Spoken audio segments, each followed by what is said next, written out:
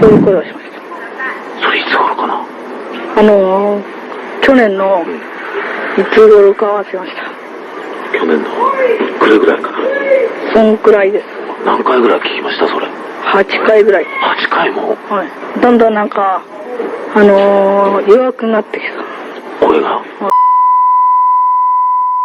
Junko Furuta wasn't famous. She wasn't a rebel or involved in crime. She was just a regular teenager in Japan in the late 1980s. Good student, no enemies, just a 17-year-old girl who had a part-time job and a crush on a guy in class. Basically, the kind of girl your mom would want you to date, if she wasn't too busy stalking your browser history. But then, on November 25th, 1988, everything changed. Junko didn't come home from work. And it wasn't because she ran away.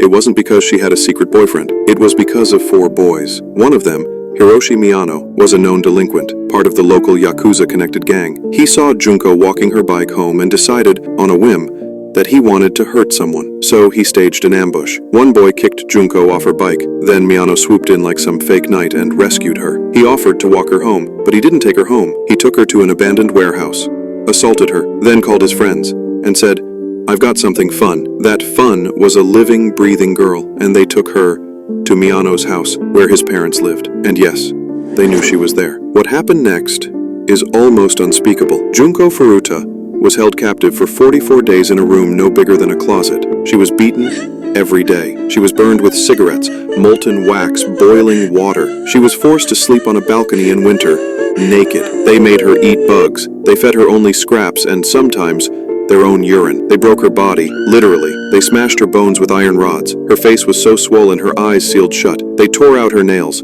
Once, they made her play a game of mahjong. She actually won, so they punished her for it. Let that sink in. They tortured her for having one small victory. And somehow, in all this darkness, she begged them to end it. She asked them to kill her, and they laughed. Now you're probably thinking, where were the parents, the neighbors, the police? That's the part that makes this case even worse. Miyano's parents lived there. They knew. They heard the screams. They just didn't want to upset their sweet boy. One time, Junko even escaped, crawled out and tried to use a phone. They caught her and punished her by setting her legs on fire. On January 4th, 1989, Junko could barely move. She was disfigured, malnourished. They beat her for losing a game again, dying. They left her bleeding, and then she stopped breathing. She died, alone, on a concrete floor. They put her body in a 55-gallon drum, filled it with wet cement, and dumped her like garbage. The police finally found the drum, and when they did, they cried. The officers who discovered her were traumatized. They had to leave the force. And the boys, they were sentenced as juveniles. Most served less than 8 years. Hiroshi Miyano changed his name, got out, and reportedly assaulted more people. Junko Furuta never got to graduate,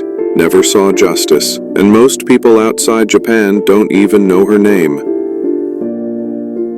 But now, you do. If you're still watching, take a second to remember Junko Furuta, not as a victim, but as a 17-year-old girl who deserved a life. If this shook you, share her story. Comment below. Let's not let the monsters win this time.